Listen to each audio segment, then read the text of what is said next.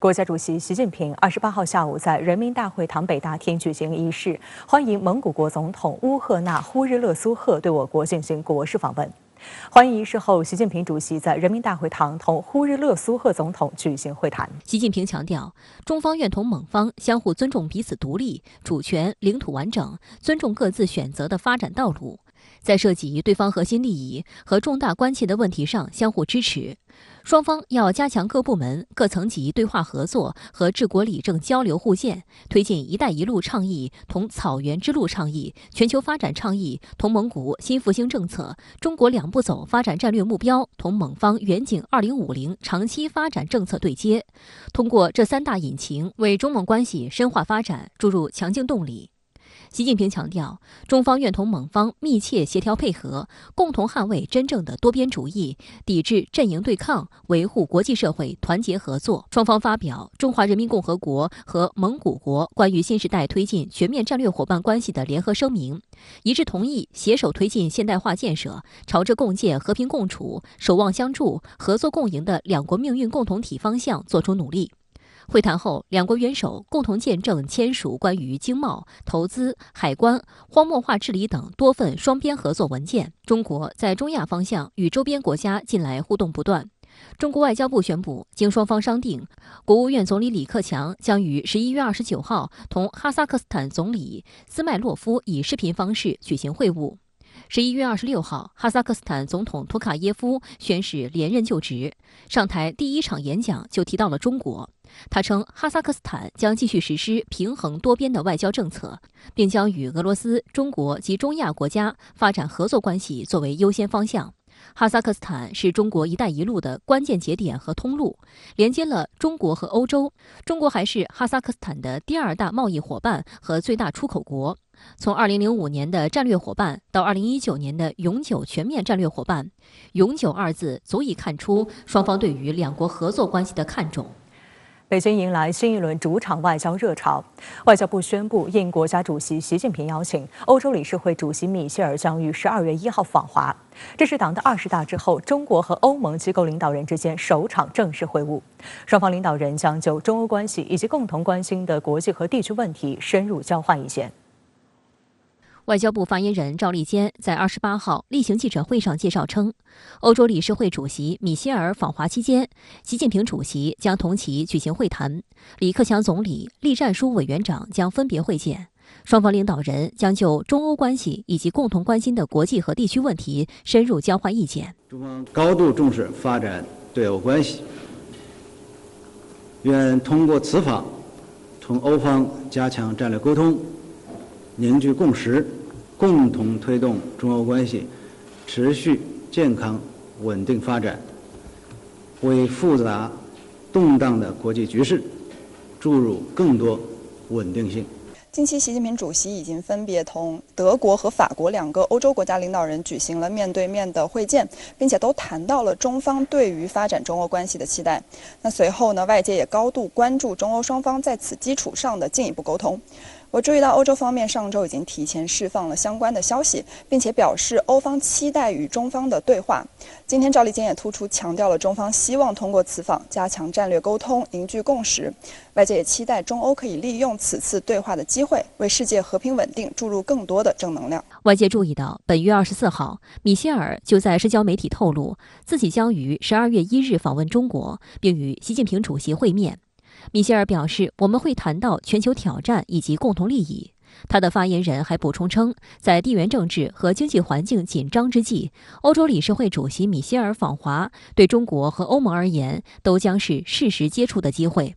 消息一出，欧美主流媒体予以高度关注。彭博社的报道指出，欧洲在塑造自身对华政策道路之际，欧洲理事会主席米歇尔将与中国最高领导人会谈。在24号当天的外交部例行记者会上，发言人毛宁也回应了彭博社记者的相关提问，称中方将适时发布消息。中国国际问题研究院欧洲研究所所长崔洪建向深圳卫视记者表示，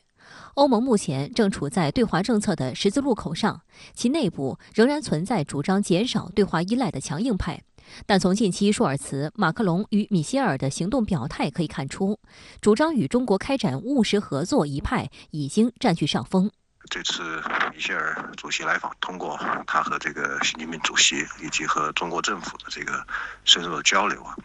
能够稳定住欧洲方面呢对华政策的一个基本的共识，那就是中欧之间呢，无论从欧洲自身的利益，还是从中欧的共同利益以及国际社会的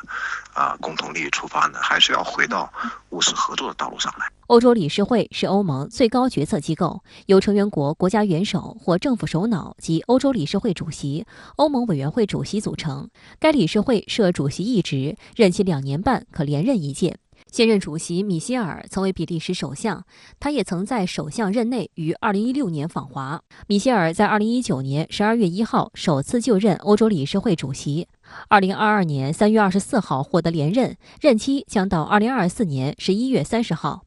实际上，米歇尔也出席了本月在印尼巴厘岛举行的 G20 峰会。虽然当时他并未与中国国家领导人会面，但米歇尔本人表达了对于会面的高度意愿。11月15号，他在巴厘岛对记者表示，欧盟愿意与中国接触，但他也强调需要重新评估欧盟与中国的关系，以及避免欧盟在创新领域过度依赖中国。当另一方面由于目前这个欧洲它本身处在一个激烈的变化当中，尤其是我们看到作为一个背景的乌克兰危机呢还没有结束，欧洲呢在大国博弈之间呢这样一个站位呢，应该说还会有一些摇摆的迹象，所以呢我们也不能指望就一次米歇尔的访问就能够解决中国和欧洲之间所有的问题。但是我想只要双方能够坦诚相待无论是把问题和分歧摆在桌面上来，或者说把合作呢要更有力的向前推进，我想最终一个全面、平衡和务实的这个对华政策应该是可以帮助欧洲呢更好维护它自身的利益。深圳卫视注意到，在6月7国集团峰会举办前夕，米歇尔就表示，在粮食、能源，尤其是气候变化问题上，中国的角色至关重要。中欧关系的主旋律依然是合作共赢。We have a clear vision on the EU side. We think that there are 3 important elements in our relationship with China. We think that it is needed to rebalance the economic relationships with China. On the one hand, the EU is extremely open. We provide access to our single market. On the other hand, we can observe that there is a lack of reciprocity. And that's why we think it's important to engage with China, to be speaking terms with the Chinese authorities. 值得注意的是，米歇尔此次访华是在欧盟2驾马车及法德领导人与中国最高领导人会见后进行的。中共20大后，大国外交热潮持续不断。11月4号，德国总理舒尔茨率先携企业家代表团访华，随后在出席印尼巴厘岛 G20 峰会和泰国曼谷 APEC 会议期间，多位欧盟国家领导人都与习近平主席进行了面对面会晤，包括法国总统马克龙、荷兰首相吕特、西班牙首相桑切斯、意大利总理梅洛尼等。观察认为，所谓外交自主或外交独立性，一直是中方对欧洲的特别期待。无论是在京会见舒尔茨，或是在巴厘岛面对面会见马克龙，中国领导人都在反复强调这一主题。习近平对舒尔茨表示，要坚持中欧关系不针对、不依附，也不受制于第三方。他也向马克龙强调，希望法方推动欧盟继续奉行独立和积极的对华政策。正是在此背景下，米歇尔的访华行程被赋予了特别意涵与高度关注。可以关注到的是，欧方对于中方的这种刚需，也就是说，希望通过与中方来进行交流，来服务于欧方的目的。中方当然愿意与欧洲相向而行。那从欧方的角度来说，在与中方进行互动的过程当中，在更加了解中国的过程当中，也会在看清中国的基础之上，希望与中国来进一步的深化关系。英国金融时报注意到，近期欧洲国家表现出美国针对中国半导体产业的打压的强烈不满，而这些欧洲企业的美国业务面临最高达40%的利润下滑，因此欧洲芯片巨头们正试图稳定在华业务。在近日举行的2022年慕尼黑国际电子展上，意法半导体、英飞凌、恩智浦等半导体公司的 CEO 们纷纷主动对媒体表示，全球半导体供应链越来越复杂和不稳定，因此留在中国就显得相当重要。总部位于荷兰的恩智浦公司 CEO 西弗斯表示，美国无休止的出口管制给公司带来了巨大麻烦。意法半导体 CEO 直接指出，中国市场占据该公司营收的30%，这是一块不能放弃的市场。在半导体产业最为关键的光刻机仪式上，荷兰顶尖光刻机制造商阿斯麦也获得了该国政府的背书。22号，荷兰外贸与发展合作大臣施列纳马赫尔表示，在向中国出售芯片设备的问题上，荷兰将捍卫本国的经济利益。彭博社评论称，荷兰高级官员的这一表态再度表明，荷兰不愿顺从华盛顿切断中国半导体技术供应的企图。欧洲不能够离开中国，更不能与中国之间来阻断联系。当美国不断地带节奏的时候，要求欧洲以价值观意识形态划线来搞集团政治的时候，某种程度也在对欧洲进行绑架。但是不管怎么样，尽管有很多的杂音，在沟通的过程当中，本身就是一个增信释疑的过程。所以在高层互动的过程当中，可以看到的是，这是双方避免误判，同时寻找合作契机的一个过程。11月27号，加拿大政府发布印太战略，其涉华部分大肆对中国攻击抹黑，渲染所谓中国威胁。对此，外交部发言人赵立坚28号回应，加拿大有关战略涉华内容充斥意识形态偏见，渲染炒作所谓中国威胁，对中国无端指责攻击。中方对此强烈不满，坚决反对，已向加方提出严正交涉。赵立坚表示，中国始终坚持和平发展，倡导开放包容，践行合作共赢，始终是世界和平的建设者、全球发展的贡献者、国际秩序的维护者。中国的发展是世界的机遇，是世界和平力量的增长。无论发展到什么程度，中国永远不称霸，永远不搞扩张。赵立坚强调，不干涉内政原则是国与国交往的黄金法则。台湾、新疆、香港事务纯属中国内政，不容外部势力指手画脚。中方维护国家主权、安全和发展利益的决心坚定不移。加方曾多次表示重视对华关系，愿本着向前看的态度，致力于改善和发展对华关系。加方应言行一致，拿出诚意和善意，秉持求同存异的精神，奉行理性务实的对华政策，用行动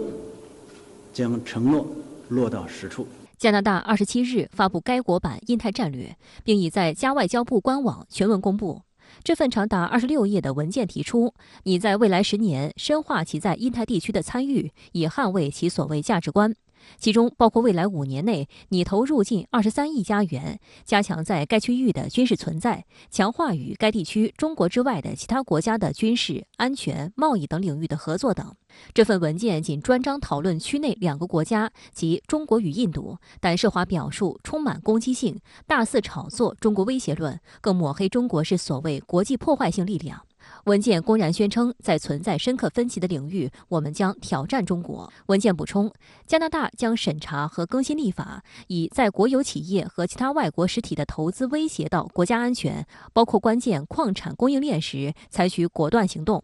本月早些时候，加拿大以国家安全为由，下令3家中国公司撤销在加拿大矿产的投资。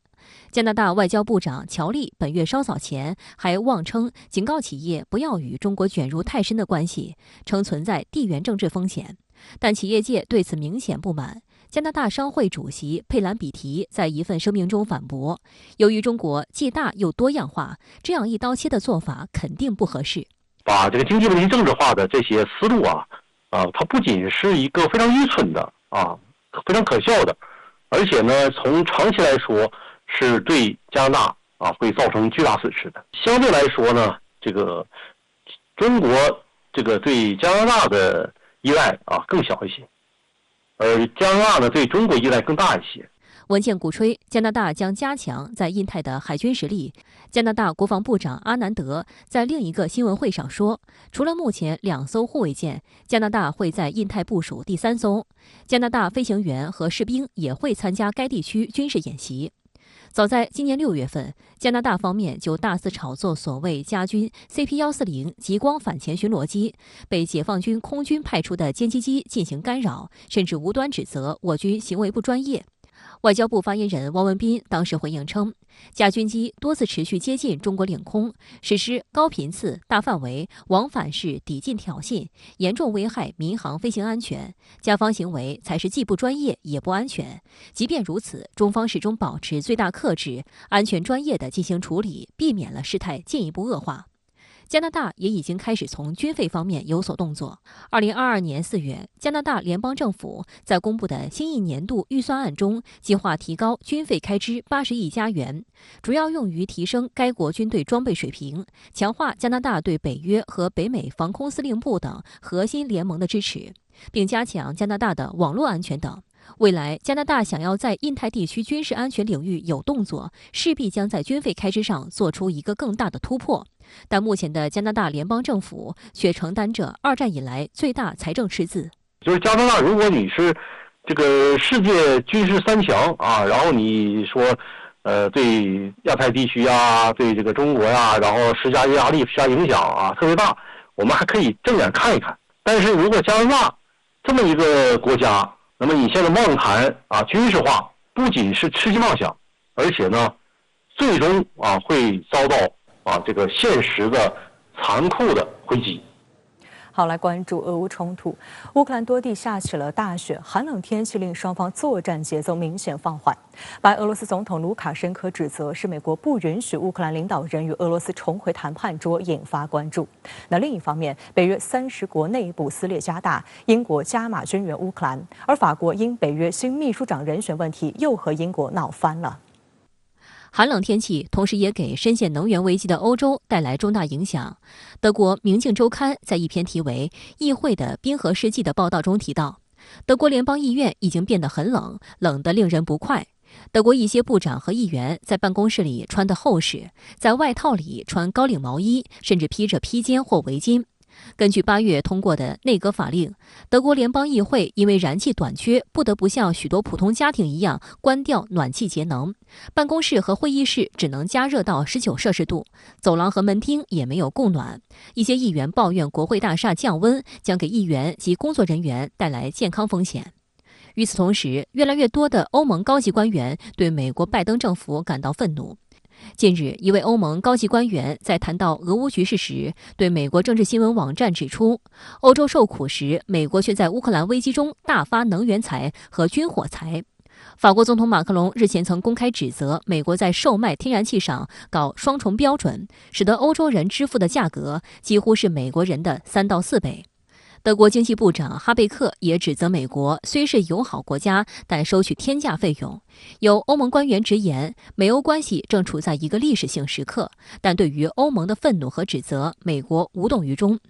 Politico 的报道称，11月中旬的 G20 会议上，当欧盟领导人就美国高价天然气问题与拜登交涉时，拜登似乎根本没有意识到这个问题。另据美国商业内幕网站援引业内人士的话说，以约6000万美元的价格从美国购买液化天然气装满一艘船，运抵欧洲后，出售价格即飙升至2.75亿美元。除去运输等成本，每艘 LNG 运输船获利于1.5亿美元，这是目前为止令人难以置信的套利价格。与此同时，拜登政府的通胀削减法案也再次将跨大西洋贸易战的担忧提上了政治议程。欧盟指责其方案具有保护主义和歧视性，担心美国政府此举会导致欧盟贸易锐减，陷入全面恐慌模式。一位欧盟外交官发出质疑：华盛顿到底还是我们的盟友吗？当前，德国和法国已公开表明，两国将站在同一条战线上，以应对通胀削减法案所带来的不可想象的后果。错综复杂的形势下，法国总统马克龙即将访问美国。据路透社的报道称，这是一次罕见的国事访问，旨在彰显法美友谊，而非大西洋两岸激烈的经济竞争。不过，马克龙将试图说服美国，在西方盟友面临来自中国的激烈经济竞争之际，不削弱欧洲企业符合美国的利益。一名不愿透露姓名的法国外交官说：“你不能一边要求我们在中国问题上给予帮助，一边用通胀削减法案来打击我们。”反映出欧洲对于美国一方面去利用他们来争取全球性的霸权，另一方面却肆无忌惮去牺牲盟友利益的做法深表不满。那么马克龙实际上是以通过首脑外交的方式来劝说拜登在通胀削减法案上面照顾到盟友的利益，但实际上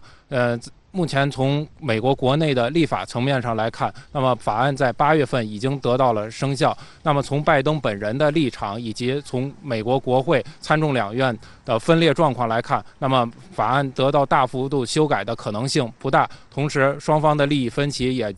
决定了，那么在短期内，法案难以得到有效的落实。那在您看来，美国军援乌克兰会有动摇吗？又将如何影响战局呢？美国军援乌克兰是按照61年修订的对外援助法和武器出口管制法来实施的，它是由美国务院和军方的国安合作局来合作实施，重点是加强受援者的军力。迄今呢，美国援乌的军品价值超过了90亿美元，涉及34类。具体到军火品类，美国防部所属的仓库将根据国安合作局下达的行政令，按时按量准备援乌物资。同时呢，美后勤部门按时从仓库里提出物资，空运或海运到欧洲指定地点。但这一回，由于战事紧急，美方主要是拿原存储德国、波兰、意大利的军火送往乌克兰。为此，美军的欧洲司令部特意在德国的斯图加特增加了一个所谓乌克兰控制中心，直接负责对乌军援。同时呢，美国还多次牵头召开盟国或伙伴国援乌协调会。像今年的4月，美防长奥斯汀3世在德国的阿姆施泰因召开了援乌会议，动员了40国参加。关于美国援乌的武器，大家谈了很多，但武器终究是人来做。美国培训乌军的时间根据受援武器的复杂度而定，最短1周，最长半年。像乌军的海马斯火箭炮的操作培训就被压缩到3周到1个月左右，外界也据此来评估乌军重大的作战时机。但我想强调的是，天下没有免费午餐。今年美国军援经援乌克兰累计超过530亿，但真正到乌克兰手里的却不多。比如给美军补库存的87亿美金，强化美国在欧驻军的39亿，都算在援乌项目里，却直接进了美国人的腰包。尤其对乌经援的90亿是分给美国一些基金会，叫他们视情况来支援。俄国家杜马主席沃洛金就说，美国对乌援助里35%是来资助美军的，真正乌克兰能拿到手的只有15%，大概60亿左右。也就是说，乌克兰拿着实际到手的60亿美元援助，却欠下美国约400亿自己看不见的债，将来要一笔笔的还。更冷血的是，美国军援乌克兰的钱，无论直接给的武器，还是美国自己补库存、升级装备的，涉及的款子都要先经美国的军火商，来来回回都在美国人手里转，乌克兰根本摸不到。美国杂志《雅各宾》就说，美国援乌资金里，美国军火商至少能挣170亿。美众议员格林甚至认为，巨额援乌资金会有大部分流到与政客有关的组织，相当于变相洗钱。可见300多天的美国援乌历程，既帮美国占领舆论高地，又替美军清了库存，还为美军火商送去新订单，并且由此洗白的钱进了各路政治神仙的口袋，可谓套路高明。主持人，好，谢谢吴健先生在线和我们分享您的观点，谢谢。据日本读卖新闻27号报道，日本政府和执政党已经开始协调修订3大军事方面战略性文件，目标是从2023年度起的5年内，防卫费总额增加到40万亿日元，约合人民币2万亿元，增幅将高达45.6%。一旦这份军费开支预算案落地，日本或将成为世界上第3大军费支出国。此外，围绕日本政府计划年底修改的国家安全保障战略，是否把中国的军事动向认定为所谓威胁，也成为焦点之一。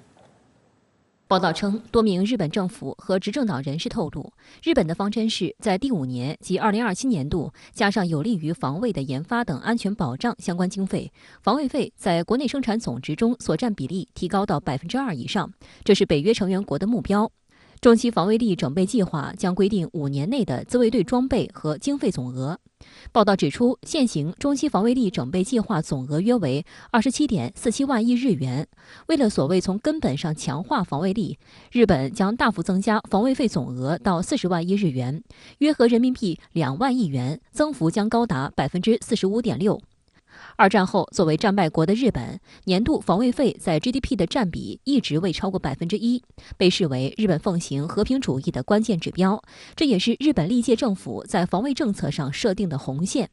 日本现行宪法之所以被称为和平宪法，其核心在于规定日本放弃发动战争，不保有陆海空等战争力量的第9条。但这一上限或将被打破。如果以中期防卫费40万亿日元计算，平均每年的国防开支将达到8万亿日元，日本或将成为世界上第3大军费支出国家。值得注意的是，围绕日本政府计划年底修改的外交和安全政策长期指针国家安全保障战略，是否把中国的军事动向认定为所谓威胁，成为焦点之一。日本共同社称，首相岸田文雄与中国国家主席习近平举行时隔约3年的面对面会谈，营造出对话氛围。在日本执政党内部，自民党要求写明威胁，公民党则表现出慎重姿态，主张使用挑战等表述，并强调也需要重视外交关系。从这样一个表述来看呢，应该说日本的这个自民党对中国的这种威胁认知是更加强硬，而这个国民党稍微弱一些。但是另一方面也反映的就是说，日本国内对中国的威胁认知在近些年是有所增强，也是会影响今后中日关系，特别是在安全方面的关系这样一个互动。日媒称，日本联合执政的公民党党首山口那津男正寻求访问中国。本月中旬，山口那津男与中国驻日本大使孔铉佑举行会谈，表明了希望在明年1月访问中国的意愿。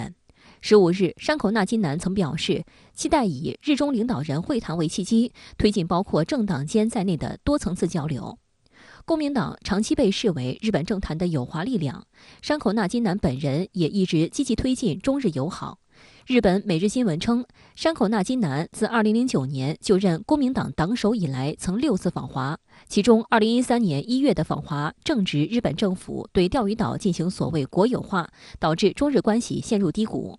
每日新闻称，山口那次访华为2014年11月日中领导人会晤铺平了道路。如果山口那津男实现第7次访华，将再次为改善两国关系做出贡献。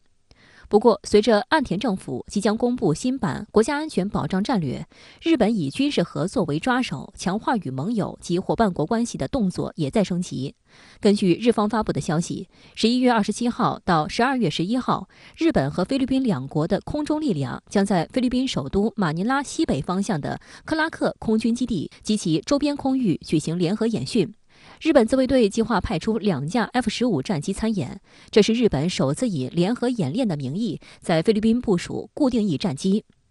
东南亚一直是日本对外战略中高度重视的地区，其中菲律宾更是近年来日本积极拉拢的对象，两国在军事层面的合作也不断升温。日菲安保合作从海上安全领域起步。2015年，日本海上自卫队首次派出 P-3C 反潜巡逻机参加日菲联合演习，并飞越南海。此后，自卫队水面舰艇和潜艇多次停靠苏比克湾等菲律宾重要港口。从2021年开始，两国联合演练扩大到日本航空自卫队与菲律宾空军之间。不过，日本此前仅派出运输机参演，演习的重点也放在人道主义救援上。而为了支持今年的这次联合演习，日本航空自卫队还将派出 KC-767 空中加油机。非军方官员对当地媒体表示，演习的重点是防空系统的融合，双方将就战场管理、电子通信、飞机的后勤保障与维护等深入交流。应该说呢，最近一段时间呢，那么日本在亚太地区的安全合作是呈现了以美日联盟为基础这样一个美日加的这样一个态势，包括和美国的其他盟国、韩国、菲律宾，还有这个澳大利亚加强这样一个合作，实际上体现了日本这样一个更加多元的这样一个安全合作。那么另一方面，从菲律宾来说，最近一段时间实际上是美国在挑逗菲律宾在安全方面更加强化这样一个美菲联盟关系，那么也与此同时要推进菲律宾和这个美国的其他盟国之间的合作，所以这可以视为美国在亚太地区这种联盟的这种多边化、网络化的一个重要的一个实际的一个举措。此外，长期冰封的日韩关系似乎也在修复当中。韩国驻日本大使尹德敏日前在东京都内接受共同社的专访，就日韩首脑互访表示，期待或许能比想象中来得更早。考虑到所谓朝鲜的军事挑衅，他指出国际局势正在急剧变化，并表示不排除总统尹锡悦年内访日的可能性。据韩联社报道，韩国总统办公室27号就尹德敏暗示总统尹锡悦或年内访日的相关言论持慎重态度。报道指出，日本安田内阁在出现辞职多米诺的情况下，还面临修改国家安全保障战略等多项艰巨的任务，是否有心情迎接尹锡悦也是未知数。应该说，尹锡悦在当选之后和上台之初，那么对于和日本的这样一个合作还是非常重视的，也释放了很多非常友好的这样一个信号，包括在历史问题、领土问题上保持克制。当然，目前我们知道呢，这个今年这所剩的时间也就是1个月，所以如果说举行这样一个重要的这样一个首脑会晤的话，时间第一个是比较紧迫。那么第二一个呢，就是两国的领导人呢，目前的这种国内支持率都不是很高，大概也就是1/3的这样一个支持率，所以优先解决的可能还是国内问题。日韩领导人互访最近一次是在2011年12月。时任日本首相野田佳彦和韩国总统李明博在京都会谈，并就慰安妇问题发生争论，互访自此以后就中断了。尹德敏表示，在过去的10年里，我们一直就历史问题对立，有必要在正视历史的同时，也面向未来开展合作。另据韩国外交部的消息，以23号0时为始，韩日军事情报保护协定延长1年至2023年11月22号。报道称，这是2016年两国签署协定以来第6次延期，除对方国家提前90天以上以书面形式通报终止意向的情况外，协定均自动延期1年。2019年8月，文在寅政府为抗议日本对韩出口管制，通报终止韩日军事情报保护协定。同年11月，两国经过磋商，停止了终止通报的效力。尹锡悦政府成立后曾表示，将实现韩日军事情报保护协定正常化，并推动韩美日、韩日军事合作。预计今后两国通过韩日军事情报保护协定进行的军事情报交流将进一步增加。好，相关话题马上来连线特约评论员孙兴杰。孙先生你好。日本政府计划年底修改国家安全保障战略等外交安保文件，那其中反击能力成为关注的焦点。日本是要搞先发制人吗？您认为？日本的国家安全保障战略是中长期的外交与安保的指导文件，从中呢也能够看到日本当下以及未来一段时间日本的战略走向。日本自民党和联合执政的公民党在反击能力的问题上呢达成了一定的共识，这一概念可能会被写入文件，并且作为未来一段时间日本战略的核心概念。虽然现在关于反击能力的界定还不够清晰，或者说还没有完全浮出水面，但是我认为这一概念代表着日本战略的重大的调整。首先呢，反击能力到底是什么意思呢？目前日本媒体披露出的信息表明，反击能力并不是一个防御性的概念，而是一个先发制人的概念，就是使对方国家放弃武力攻击的威慑力。换句话说呢，日本要形成威慑对方对日本可能发动进攻的意图。考虑到现在是一个导弹时代，怎么去威慑可能的导弹威胁呢？并不是要发展日本的反导系统，或者说不仅是发展反导系统，而是要提升日本的导弹攻击能力。另外，日本官方也承认拦截系统并不能够保卫国民生命，其实呢，这是一个常识。目前的拦截系统都不能够做到100%的拦截，而最近一段时间，朝鲜的导弹发射，尤其是越过日本上空的中远程导弹，给日本造成了一定的心理的震荡。